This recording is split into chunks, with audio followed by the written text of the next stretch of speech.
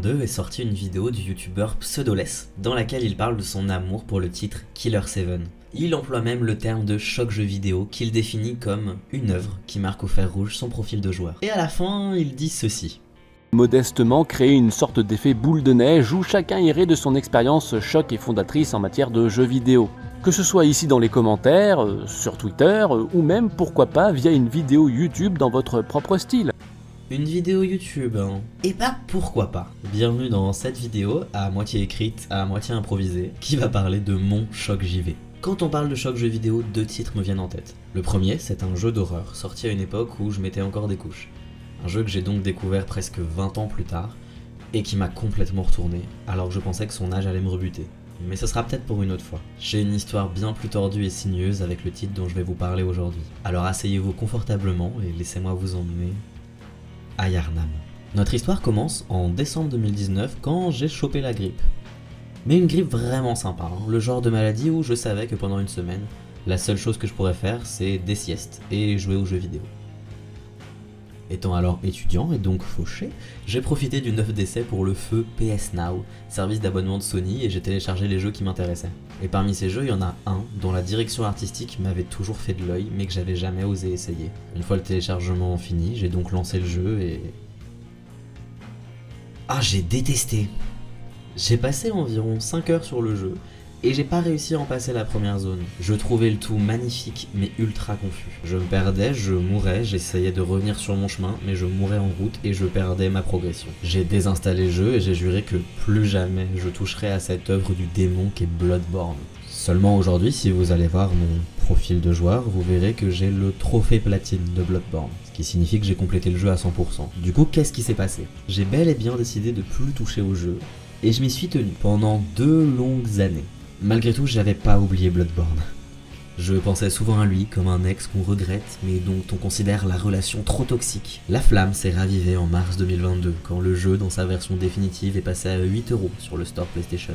J'ai décidé de lui relaisser une chance, ayant récemment acheté des titres qui m'avaient plutôt déçu. À peine le jeu installé, je décide de le lancer, et rebelote, je meurs tout le temps. Contre les hordes de villageois d'abord, puis contre les chiens, les corbeaux, les rats, bref, tout ce qui a un cerveau voulait ma mort. Mais cette fois encore, qu'est-ce que je trouve l'univers cool! La direction artistique d'un jeu, je trouve que c'est un point qu'on a tendance à sous-estimer, mais pour moi ça change tout. Je trouve que ça permet de rentrer beaucoup plus facilement dans un univers quand il semble cohérent et travaillé. D'ailleurs c'est pour ça que je suis pas fan de cette tendance à l'ultra-réalisme un peu fade, sauf exception évidemment. Dans le cas de Bloodborne, le jeu est à la fois très bon techniquement, ok, il accuse quelques ralentissements et les temps de chargement sont vraiment longs, mais par contre au niveau graphique ça tient clairement la route. Mais en plus de ça, l'univers possède une âme et un charme indéniable qui a su séduire l'adolescent émo en moi. Je veux dire, regardez ça, et ça, mais regardez ça mon dieu. Non, pas ça. Donc même si à ce moment-là, le jeu roule sur moi, je continue à jouer pour découvrir de nouveaux environnements. Et là, quelque chose qui change la donne intervient. Je cherche une solution sur internet. Alors, ça peut paraître un peu bizarre, mais en fait, la première zone du jeu, celle de Yharnam, est très grande. J'ai du mal à me repérer, et à cause de l'absence de carte, je ne trouve plus l'entrée de la zone de boss.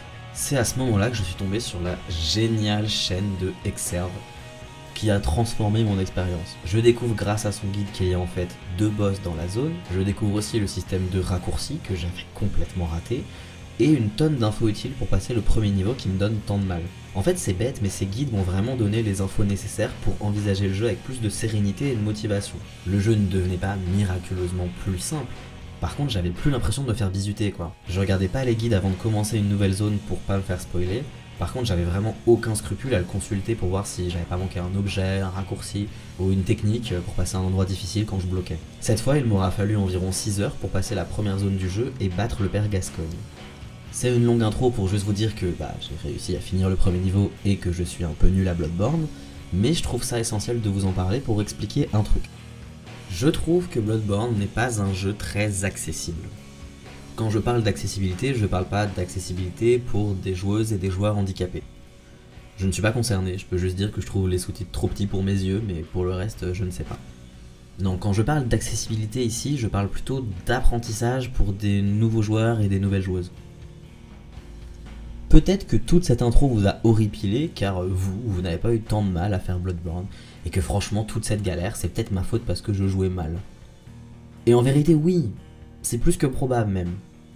Mais comprenez bien une chose, quand je découvre Bloodborne, je n'ai jamais essayé un autre jeu du studio From Software. Et ça fait toute la différence. Je n'ai jamais essayé un Dark Souls, un Demon's Souls ou même un Sekiro qui est sorti plus tard. Ça veut dire que toute cette formule à base de morts fréquentes, de level design très travaillé et de narration cryptique, je n'y connais rien. Et un des reproches que je ferais au titre, c'est que je trouve qu'il n'explique pas grand chose de ces mécaniques. Pourtant sûrement que si vous jouez à Bloodborne, c'est que vous avez déjà joué à Dark Souls qui est assez similaire. Sauf que non, moi les chevaliers et les dragons, ça m'intéresse vachement moins que les monstres dégueux et les cathédrales gothiques.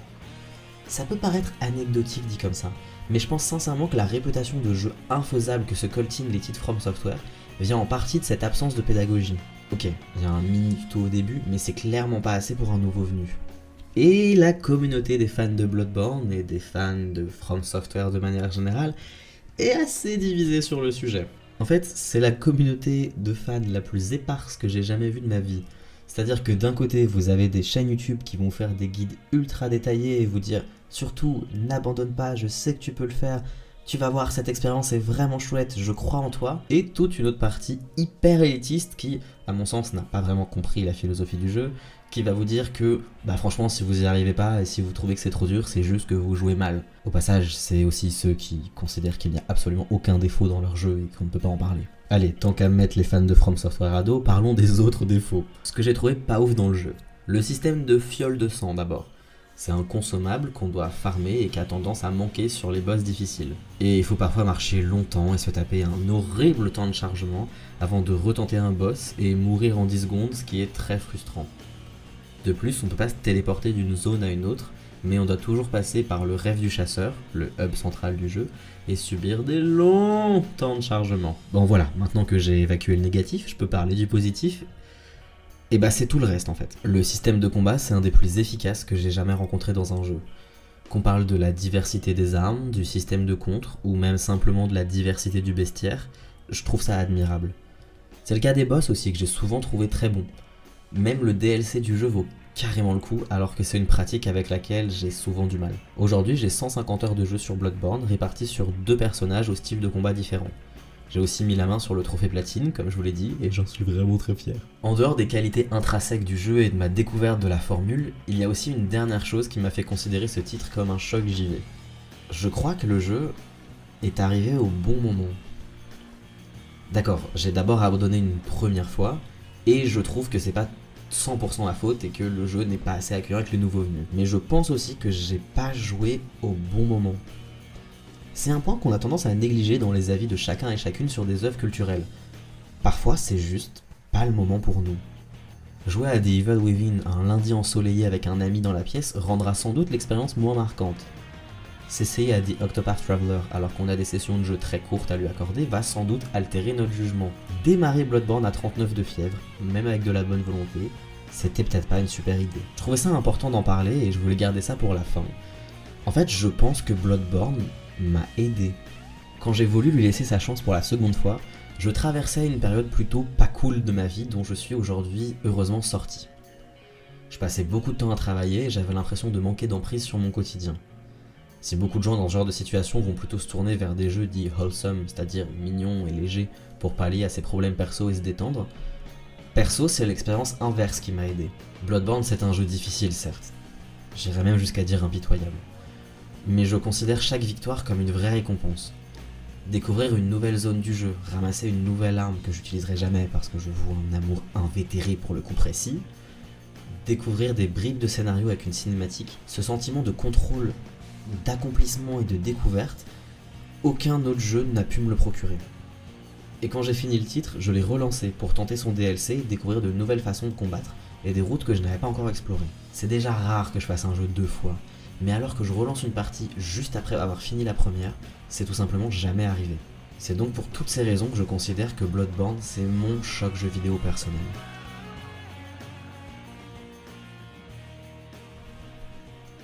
Pour finir, merci à Pseudoles qui m'a permis de faire cette vidéo. S'il n'avait pas lancé le mouvement #monchocjv, J'aurais sûrement jamais eu le courage de faire ça. Je suis quelqu'un de plutôt introverti dans la vie et du coup c'est un accomplissement de faire ça pour moi. Merci beaucoup à Exerve pour toutes ses vidéos, son guide et la bienveillance dont il a pu faire preuve avec moi sans même le savoir. Si vous avez envie, je serais vraiment curieux de savoir votre choc JV et de mettre tout ça dans ma liste de souhaits pour un jeu auquel je jouerai sûrement dans 10 ans. Si vous avez joué à Bloodborne, je suis très curieux de savoir votre expérience. Je sais, ça ressemble juste à une manière d'attirer des commentaires, mais vraiment, c'est un truc qui m'intéresse. Jouez à Bloodborne si le cœur vous en dit et si la vidéo vous a donné envie. Prenez soin de vous, c'est très important. Salut et peut-être à la prochaine.